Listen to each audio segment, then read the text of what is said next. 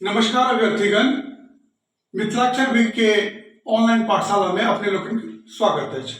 अब मिथिलाक्षर में दीर्घ उकार के मात्रा लगबै छै जाहि वर्ण में और ओकर स्वरूप भिन्न भ जाय छै, ओकर अभ्यास करब आइ। तो आओ जेना देख तू छै, तू लिखल देखियो, एना कहबै, एकरा एना क देबै। तू दू छै, एकरा नीचा में हेतै, ठीक।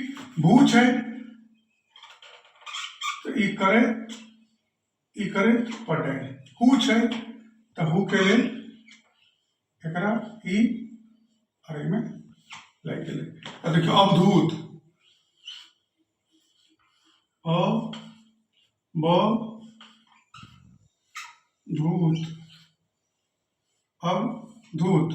तूर, ई केलहुँ तू तूर। भूषण, भूषण,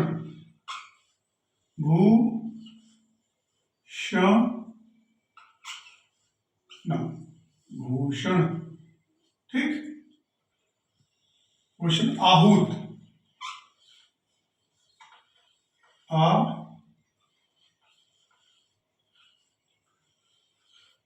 आहूत। तो इस तरह से अभ्यास करो और अभ्यास करके समूह पर भेज दियो। कोनो तरह के जिज्ञासा है तो समूह पर जो उपलब्ध छथिन आचार्य लोकन उनका सबसे पूछियो।